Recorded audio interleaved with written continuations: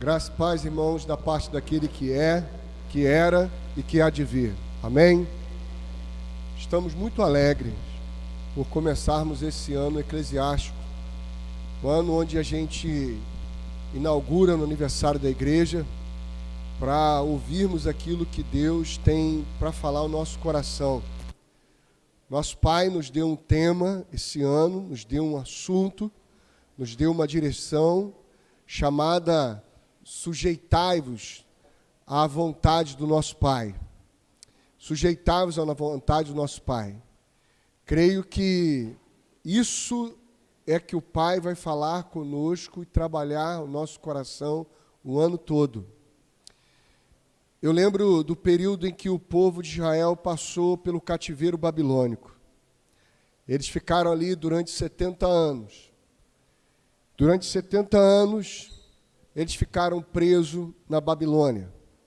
E um dia, o Daniel, lendo o profeta Jeremias, ele viu que o Senhor havia decretado que ao final dos 70 anos, Israel ia voltar do cativeiro. E assim acontece. Durante o reinado de Ciro, durante o reinado do Império Medo-Persa, Israel começa a voltar do cativeiro. Mas vai passar também por um período de reconstrução do templo, por reconstrução da cidade, mas Israel também vai inaugurar um período de silêncio de Deus, onde Deus passa 400 anos sem falar nada, sem levantar um profeta. 400 anos sem levantar um profeta. Para que depois desses 400 anos, Deus rompesse esse silêncio, enviando o seu filho. Claro que com um precursor chamado João Batista, que foi o último profeta da antiga aliança, e vem o Filho, Jesus. Creio que para um filho de Deus, não existe nada mais desesperador do que o silêncio de Deus. De Deus não falar mais nada. Deus não falar mais nada porque Ele já vem dizendo muito e falando muito, a ponto dele chegar a um tempo e falar assim: olha, chega, eu não tenho mais nada para falar com você. Agora, quem vai se manifestar na história vai ser meu filho.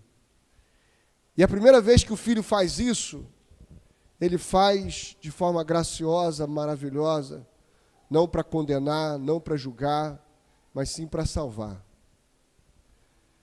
Mas esse mesmo filho que veio e falou, e falou, e falou para aquela geração de sumos sacerdotes, de gente que era fariseu, saduceu, mestre da lei, gente que se dizia entendida de Deus, e que ele falou,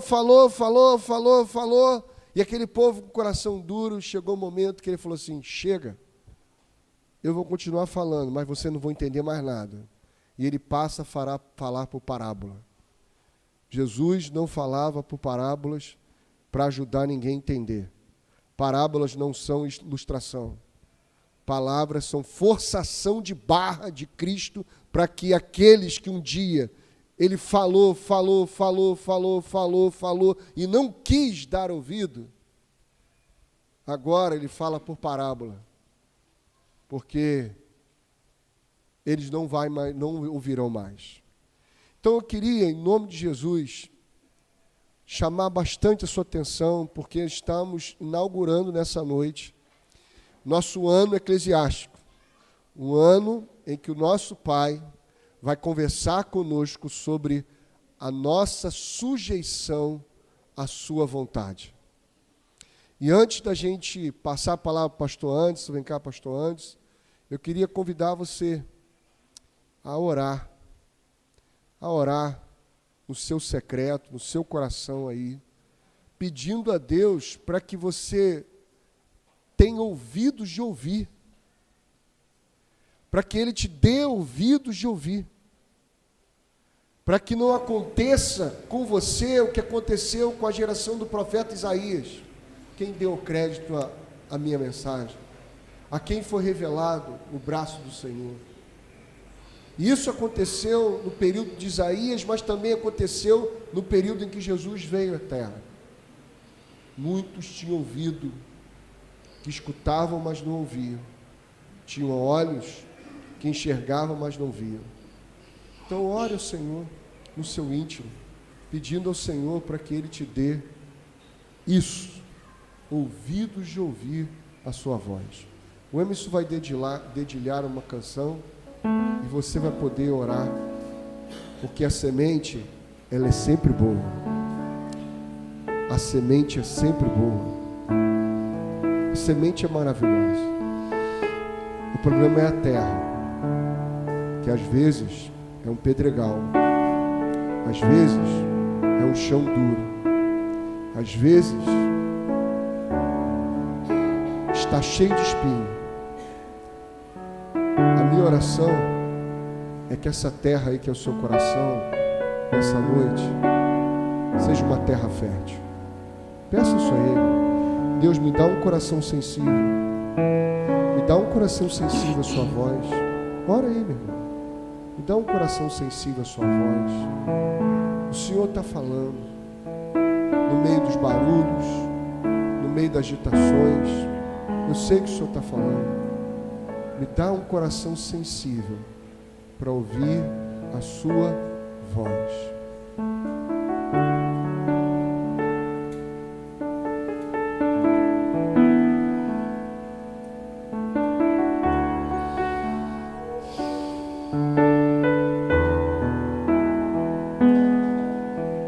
Pai, ninguém pode chegar ao Senhor se o Senhor não nos der o Filho.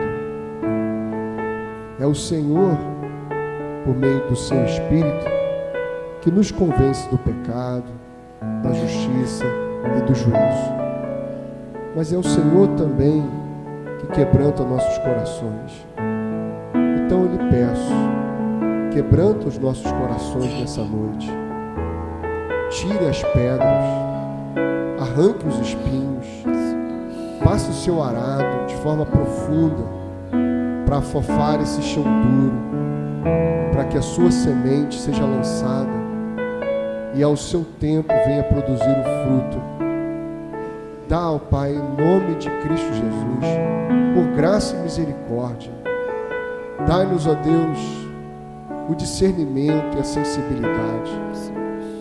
Assim como aquele rico que já estava tarde demais para ele e queria voltar para alertar os seus parentes, os seus entes queridos, e o Senhor disse para ele que eles tinham Moisés e os profetas. Se eles não ouvissem aquilo que era pregado a respeito da lei e dos profetas, daquilo que era pregado por boca de homens simples como cada um de nós aqui, se eles não ouvissem a tua voz, esperassem um extraordinário, um estrondo, ou esperassem que um anjo aparecesse na casa deles, ainda assim, com o coração endurecido, ninguém se converte ao Senhor. Portanto, Pai bendito, na simplicidade, que a tua graça possa nos moldar e afofar o nosso coração, para que ela seja uma terra, em nome de Jesus, extremamente fértil, para discernir a sua voz e para que nós, pelo teu Espírito, venhamos a sujeitar a nossa carne, em nome de Jesus. Amém. Amém. Deus abençoe você. Vamos ouvir o que Deus tem para falar no nosso coração. Está aqui o pastor Anderson, pastor da segunda de Santa Dalila. Segunda de Santa Dalila. Segunda de Santa Dalila, porque tem a primeira e às vezes eu esqueço. Segunda de Santa Dalila. Vou deixar ele apresentar a esposa dele ali, o João. Quero louvar o Senhor por cada irmão que está aqui nessa noite. Sei que está calor. Sei que você talvez veio de um dia de trabalho intenso, mas ainda não acabou. Nós estamos aqui porque o sentido da nossa vida está em ser igreja e ser igreja aqui e principalmente no mundo. Então vamos ouvir o que Deus tem me falado. Obrigado. Boa noite, irmãos, graça e paz. Amém? Estamos alegres por poder estar compartilhando com os irmãos aqui esse momento tão especial da igreja.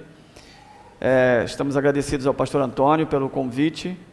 Estou acompanhado da minha esposa, Luciane. Fica de pé, para a igreja te conhecer. Minha esposa, já há 30 anos. O João, meu filho ali mais novo. Pode sentar. Temos uma filha também, a Natália, que está em casa, e o neto, Miguel, já de 3 anos já vai fazer. Quero parabenizar a igreja por esses 47 anos. Tenho certeza que chegar aqui nesses 47 anos não foi fácil. Não sei se tem algum irmão aí fundador, mas com certeza com muita luta, muita batalha. Parabenizar também o pastor Antônio por essa caminhada já de 18 anos aqui, pastor? 18 anos nessa perseverança. E a Patrícia, a esposa do pastor, porque por ter um pastor aqui na frente, levando essa igreja, levando esses irmãos, estando à frente, se dedicando, precisa de uma grande esposa. O que seria do pastor se não houvesse uma grande esposa ao lado dele, onde ele possa se sentir seguro, onde ela está tomando conta dos seus filhos, da sua casa. Então, parabéns, Patrícia, também por ser o suporte na vida do pastor Antônio, e tenho certeza que tem sido muita alegria para a igreja nesse tempo.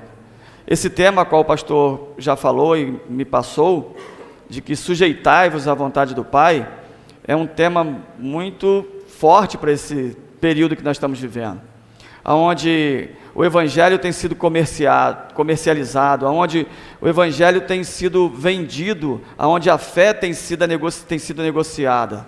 E se sujeitar à vontade do Pai, já começa você tendo que se entregar totalmente a Ele. Você tem que se colocar de fato debaixo das mãos dEle. Então, é um tema que a igreja vai estar falando ao longo do ano, até novembro, e vocês vão, como tem crescido nesse tempo com o pastor Antônio, vão crescer muito ainda nesse ano com esse tema.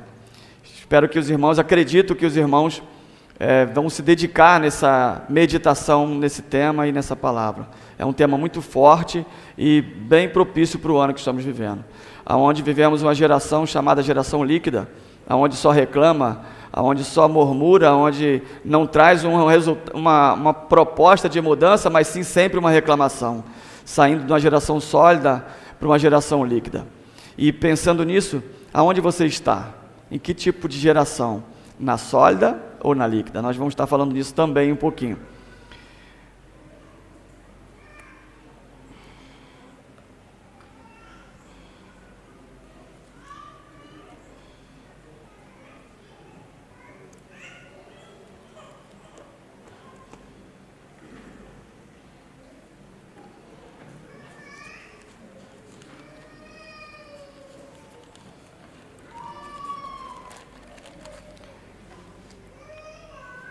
O tema, sujeitai-vos à vontade do Pai, é o tema da igreja para esse ano.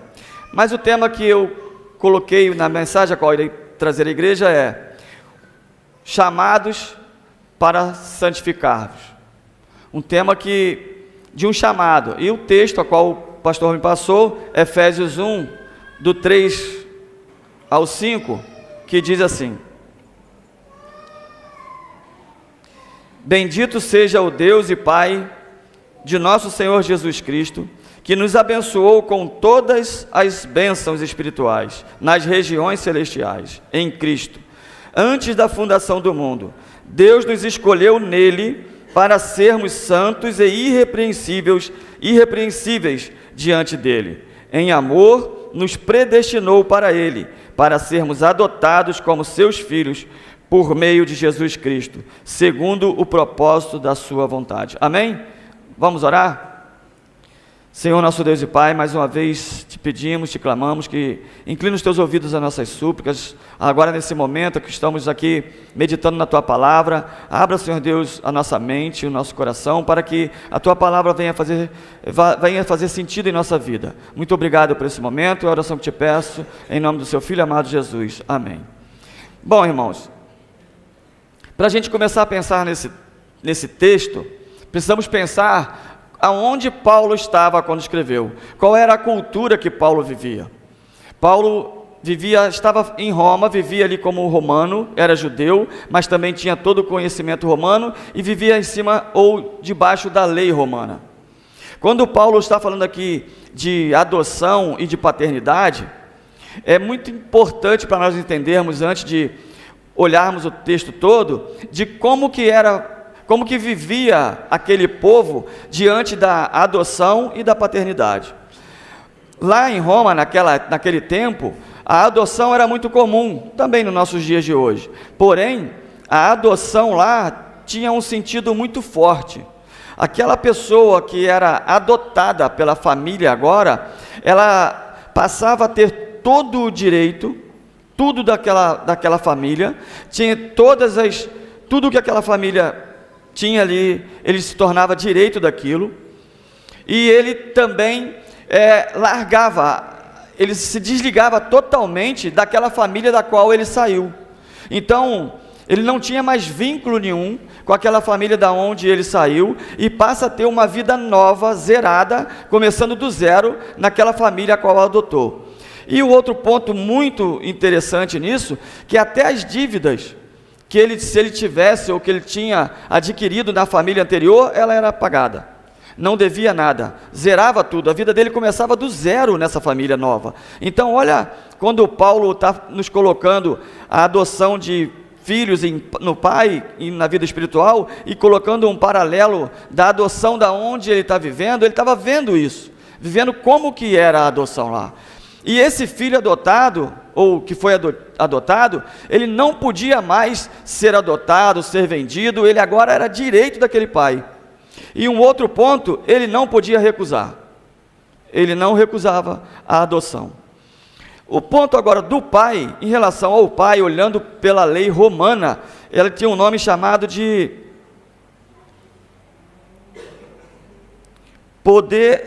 pátrio poder. Diante da lei romana, tinha um código chamado pátrio poder, o poder do pai. O poder do pai era tão grande, diante da lei romana, que o pai tinha direito ao seu filho, mesmo ele depois de grande. O pai, ele que mandava. O filho não era igual nos dias de hoje, em que você fala com o seu filho, e o seu filho tem cheio de manias lá, dizendo que não vai fazer e não pode, ou que não quer fazer. Ou entra no quarto e bate a porta e diz que você nem entra lá. Diante da lei romana, o pátrio poder, o poder do pai, era tão forte em cima do filho, que os que o filho conseguia no trabalho, dinheiro, finanças, isso também pertencia ao pai. Tudo o que o filho adquiria diante da sua vida, mesmo depois de casado, talvez você esteja pensando, mas casou, se desligou. Não, ele continuava debaixo do poder do pai. O pátrio poder era, enquanto o pai vivesse, o pai tinha o poder em cima desse filho. O poder era tão grande que o pai poderia vendê-lo como escravo. O pai poderia botar para trabalhar como escravo. O pai poderia até mesmo mandar matá-lo se o filho fizesse algo que o contrariasse tanto o pai. Claro que tinha uns conceitos para isso, não era simplesmente chegar lá e falar, eu quero matar meu filho. Mas ele tinha esse poder também, diante dos mais velhos da família, se reunir, levar aquilo que o filho fez, e ali eles podiam ser resolvidos até de tirar a vida do filho. Olha como que Paulo está pegando a cultura que ele vivia e trazendo para dentro da vida espiritual diante da eleição. Então, somos chamados pelo esse pai para a adoção. Fomos chamados, fomos eleitos para essa adoção. E um dos primeiros pontos que eu quero pensar com os irmãos é: somos um povo escolhido de Deus. Esse povo escolhido de Deus não foi nós que o escolhemos, não foi o povo que escolheu Deus. Quando nós olhamos João falando, e Jesus relata que João 15,16, que não foi vós que me escolheste, foi eu que escolhi a vós. Essa eleição, ou que vem esse adoção, não era o filho que escolhia a família a ser adotada, não foi o homem que escolheu ser adotado por Deus, mas foi Deus que escolheu adotar o homem. Independente do que ele faça ou deixa de fazer, a adoção é de cima para baixo. Nunca eu que faço para ser adotado. Se nós pensássemos que somos adotados, fomos adotados por esse Pai tão grande, esse Deus tão maravilhoso, com um amor tão grande, como fala o texto, nos adotou pelo amor dele, nós poderíamos nos crescer um ego dentro da gente tão grande e nos acharmos melhores que os outros por isso. Mas não é isso. A adoção é de cima para baixo. E essa adoção agora, não foi nós que escolhemos, foi Ele que nos escolheu. Cada um de nós aqui, cada um membro dessa igreja, que fez parte, ou que irá fazer parte, ou que está fazendo parte, hoje desse corpo aqui, foi o Pai que escolheu para estar aqui. Porém, lembre-se, depois de adotado, nós não podemos mais recusar essa adoção. E o primeiro ponto é que foi Ele que nos escolheu. Ele nos predestinou. Essa palavra predestinar tem o mesmo sentido de eleitos. Nós fomos eleitos pelo Pai, ou destinar-se para uma grande missão. Agora que nós sabemos já que fomos adotados, fomos eleitos e adotados por esse Pai, mas nós não fomos adotados e eleitos para ficarmos na vida boa. Muitos crentes, ou muitos irmãos, acham que depois que chegou na salvação, não precisa fazer mais nada. Acabou, está tudo bem, está vivendo buscando a tranquilidade, está tudo tranquilo. Aonde vivemos hoje no evangelho que se vende tranquilidade, e a gente não vai ter tranquilidade, porque no mundo teremos aflições, mas nós fomos escolhidos, eleitos para uma missão. A missão de propagar o reino, de se submetermos, de se sujeitarmos, de aceitarmos e se colocar debaixo da vontade de Deus. Não para ficar dentro de um templo, sentado no banco e muitas vezes reclamando como essa geração líquida faz. Reclamando que está calor, que o ar está ligado, que não tem ar, ou que a música está alta, ou que o pastor falou isso, ou que o pastor falou aquilo, ou que aquela igreja não é boa. Quantos irmãos vivem de igreja em igreja procurando lugar para que eles sinta-se bem, confortável e não se achem em lugar nenhum? Porque nós somos eleitos para uma missão. Mas essa missão não é para que eu me sinta bem. Essa missão não é para que eu viva de forma que os meus desejos sejam completos nessa missão. Essa missão a qual fomos eleitos é para fazer a vontade do Pai. Porém, quando nós rejeitamos essa vontade, ou essa eleição, acontece algo.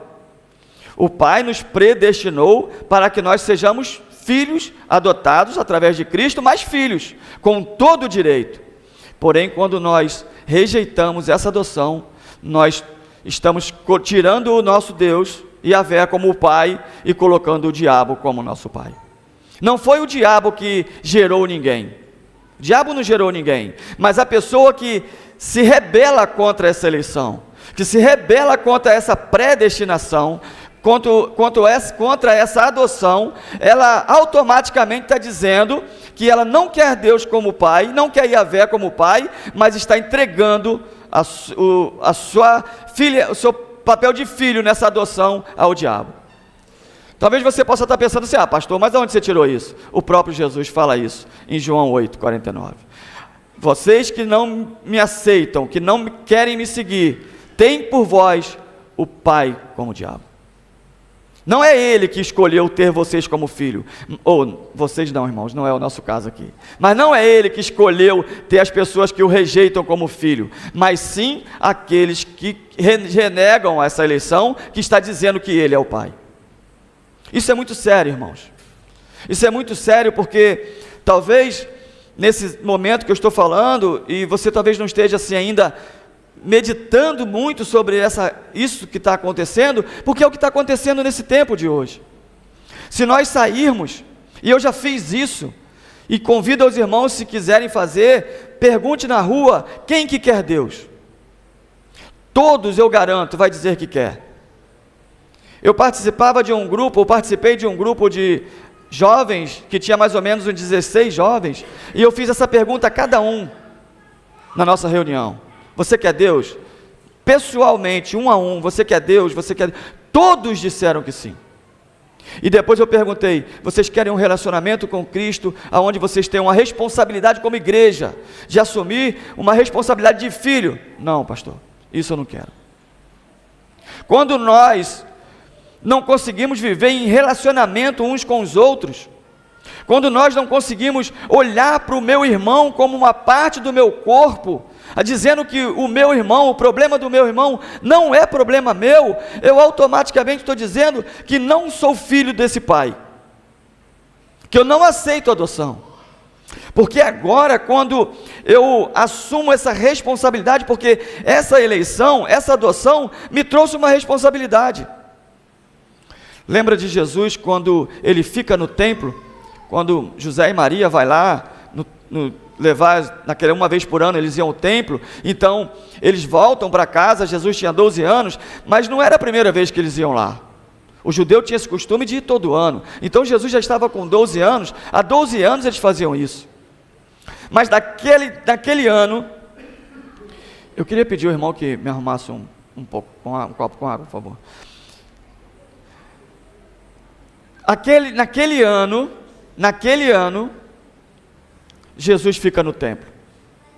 E a família vai embora, andam 2 dias. Depois de 2 dias andando, eles lembram que cadê Jesus? E começa a procurar Jesus em meio às pessoas, aquela caravana, e Jesus não estava lá. Eles estavam tão acostumados a fazer isso, que eles não se preocupavam se Jesus estava lá ou não, porque eles sabiam que Jesus está, porque nos anos anteriores, Jesus saía do templo e ia. Mas naquele ano, Jesus fica no templo. E ali quando Maria e José percebem que Jesus não está lá, eles voltam de novo ao templo e andam mais um dia, e quando eles chegam no templo, eles encontram Jesus conversando com os sacerdotes, e fala: Jesus, como é que você faz isso com a gente? E Jesus volta para os pais e fala: por acaso vocês não sabiam, ou não sabem que eu vim tratar das coisas do meu pai, dos assuntos do meu pai? Nesse texto que nós estamos lendo, que Paulo coloca aqui para nós, de adoção, agora que nós entendemos isso, nós somos um filho que vem agora assumir a responsabilidade de cuidar do assunto do pai. E cuidar do assunto do pai, ele abre um leque muito grande. Muitos acham que porque agora são salvos e já aceitou Jesus, está numa igreja, faz parte de um corpo, de uma igreja, não precisa fazer mais nada, não tem responsabilidade nenhuma com o templo. Quantos irmãos não querem saber nem se tem dinheiro para pagar a conta de luz da igreja?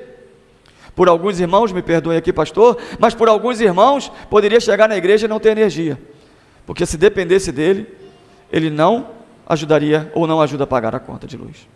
Mas como eu falei na adoção, lá atrás, a responsabilidade, tudo que o filho faz, tudo que o filho consegue, também pertence ao pai. Então tudo que nós temos, seja a minha família, seja o meu emprego, seja o meu trabalho, seja o meu dinheiro, pertence ao meu pai, é dele. Nós damos 10%, nós entregamos 10% de dízimo, porque é uma conta para que todos, ninguém fica mais que ninguém. Mas será que eu não poderia dar mais? Quantos que dá só o seu dízimo e diz assim: eu já paguei o dízimo, como se fosse pago o dízimo, mas quando pedimos um arroz para fazer no almoço, eu já dei o dízimo, ainda querem dinheiro para o arroz. Tudo é do nosso pai. Agora eu tenho um compromisso, eu tenho uma responsabilidade com esse compromisso, de que eu assumi diante do meu pai. Eu sou filho e tenho todos os direitos, mas também tenho responsabilidade.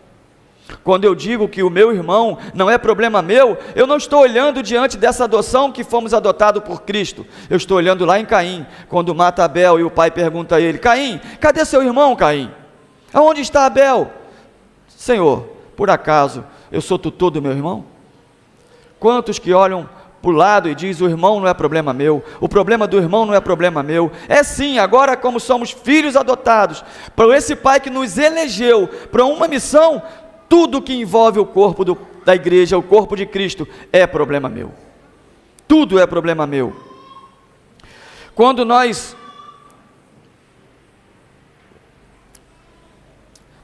entendemos isso, a nossa vida, ela é transformada, porque aqui nós fomos eleitos, porque essa palavra também predestinado, ela nos chama de eleitos para uma missão. E a outra palavra que deixa eu voltar aqui, meus irmãos, para eu não me... predestinado para Ele, para sermos adotados como seus filhos por meio de Jesus Cristo, segundo o propósito da sua vontade, para louvor da sua... Não, mais atrás, irrepreensíveis, é aqui que eu quero. Essa palavra irrepreensíveis. Em Cristo, antes da fundação do mundo, Deus nos escolheu nele para sermos santos. Santos, sabemos que é separados. Nós somos separados. Também tem um significado de diferentes. Agora que nós fomos separados, nós não somos melhores, mas somos diferentes. Não é mais um político, por exemplo, que é membro da igreja. Não é mais um empresário lá fora que é membro da igreja. Não é mais um comerciante no bairro que é membro da igreja. Não é mais um professor que é membro da igreja. É o contrário. É o cristão eleitos, adotado pelo Pai, que é o professor.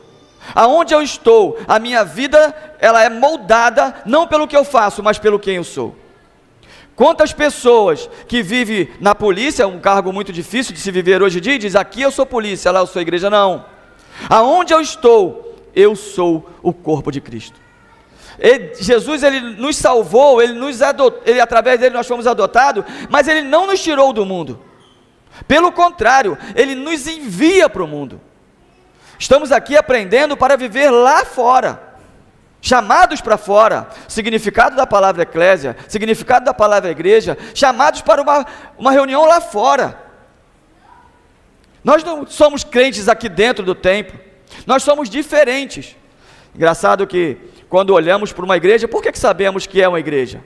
Chegamos num bairro e nós logo identificamos uma igreja. Por quê? Porque uma igreja, o templo, é diferente das casas. A nossa vida, de agora em diante, que fomos eleitos, desde a eternidade, nós não fomos eleitos e nem adotados agora. Isso aconteceu na eternidade. Somos seres celestiais, vivendo nesse mundo para nos tornar humanos. Muitos querem ser humanos para se tornar celestiais. Nós não vamos conseguir. E nessa caminhada de sermos celestiais nesse corpo, nós lutamos todos os dias para essa adoção ser vista através de nossas vidas. Isso é visto no nosso relacionamento, no nosso casamento, na nossa sinceridade como empregados e na nossa sinceridade como patrões. Quantos casamentos têm se acabado? Se nós fizermos uma pesquisa sobre separações, divórcios, um grande número exato, igual o lá de fora, está dentro da igreja. Por quê? Por quê? O que está acontecendo? Cadê o amor? Cadê o amor da adoção? E quando Deus nos elegeu, Ele nos elegeu para ser santos e irrepreensíveis. Essa palavra irrepreensível, ela tem um significado também daquele cordeiro que ia levado a ser sacrificado. É puro, é sem mancha. Nós não podemos mais viver cheio de manchas. As nossas manchas que vivíamos lá fora, ela foi paga como aquele filho que foi adotado e agora ele zerou com a família, com a família que ele está, e ele não deve mais nada. Nós também não devemos mais nada através de Cristo Jesus. Cristo Jesus, ele nos completou, ele nos completa. E essas bênçãos celestiais é um ponto aqui muito interessante do texto, porque que bênçãos nós procuramos? De que bênçãos nós falamos o tempo todo? De que eu quero para a minha vida? Dinheiro, um bom casamento, um bom relacionamento, um bom emprego, carro. É essas bênçãos que Paulo está nos falou e fala hoje para nós através dessa palavra, é onde nós nem imaginamos. As bênçãos celestiais. Que bênçãos é essa? Quando Paulo fala em Gálatas sobre o fruto do Espírito, nós podemos já provar dessa bênção: amor, paz e alegria. Nós não vamos conseguir isso nesse mundo. O mundo que busca paz fazendo guerra. Como pode? Como que eu posso querer paz se eu gero a guerra para ter paz? Nós não temos paz nesse mundo. Talvez as pessoas confundam paz com tranquilidade. E paz e tranquilidade são coisas muito diferentes. Eu posso estar num lugar muito perturbador e estar em paz, como eu posso estar na beira da praia, num lugar tranquilo, e não está em paz. Porque a paz é interior, a paz é de dentro para fora, a paz não é de fora para dentro. A alegria que Paulo está falando também lá em Gálatas, ela é de cima para baixo. Não é pelas coisas que eu arrumo, porque eu gosto muito de carro. E posso comprar um bom carro, mas com poucas horas, com poucos dias, aquele carro já acabou a minha alegria. A alegria vem não das coisas que eu tenho ou que eu adquiro, mas de quem eu sou. Essa eleição, esse predestinado e eleitos, isso nos traz uma alegria tão grande, que nada, mas nada à minha volta, pode perturbar a minha paz e tirar a minha alegria. E eu possa não mais ser achado como um filho amado. Nós fomos eleitos, predestinados no amor do Pai. Algo que ninguém consegue comprar. Eu tenho a certeza que essa igreja, nesses 47 anos, talvez não possa imaginar cada membro aqui dessa igreja, e talvez nem o pastor Antônio tenha como mensurar quantas sementes saíram daqui, quantos frutos foram lançados longe, e esses frutos, como cresceu e está dando fruto onde está. Saiu às vezes daqui, desse banco que está aí. 47 anos pregando o Evangelho, e quantos anos mais ainda vai pregar o Evangelho? Mas para que possamos ter sementes sadias, sementes que frutificam, precisamos meditar cada dia mais na palavra de Deus e se sujeitarmos a Ele, não com esse evangelho que está sendo vendido, um evangelho onde o homem é o centro, onde o homem é o Deus, não precisa de mais nada, Ele tem tudo, é Ele que faz tudo, é Ele que resolve tudo. Eu nem preciso de igreja, eu nem preciso de me relacionar com ninguém, eu posso viver sozinho, eu posso ser igreja em casa. Muitos chamados aí de Cristo em casa, isso é diabólico, não é verdade. A palavra, a Bíblia, esse livro de Efésios, ele vai falar da adoção, da eleição, mas ele vai falar também da unidade, um só amor, um só espírito, uma só fé, uma só carne, um só corpo em Cristo Jesus. Fora da relação, fora do relacionamento, não tem igreja. Igreja é um convívio de uns com os outros. Que Deus abençoe a vida de cada um de vocês. E nesses tantos meses aí, são março 13 para 11, 9 meses, né, ainda, que vai ser falado aí sobre esse tema, sujeitai-vos à vontade do Pai. Tenho certeza que vocês vão crescer muito, para que ano que vem, quando chegar outro tema, fala assim, como que nós crescemos nesse tema? Como vocês têm crescido aqui, até aqui? Pastor, muito obrigado. Muito obrigado aos irmãos. Que Deus abençoe a vida de todos. Irmãos, a adoção não é uma opção. A adoção é uma decisão. E não depende de mim, foi uma decisão do nosso Pai. Mas em não me sujeitar a essa decisão, pensando que eu estou escolhendo, na verdade eu estou me rebelando. E ao me rebelar, como foi bem dito aqui na mensagem, eu passo a ter por pai o diabo. Eu faço dele o meu pai, que foi um rebelde desde o princípio, que se rebelou desde o princípio. Nossa oração é para que, em nome de Jesus, o Senhor possa ter encontrado mais um pouquinho no seu e no meu coração uma terra fértil, para que isso tudo possa ser germinado. Vá para casa meditar nisso tudo. Vá para casa pensar nisso tudo que o Pai Nosso tem falado. Amém?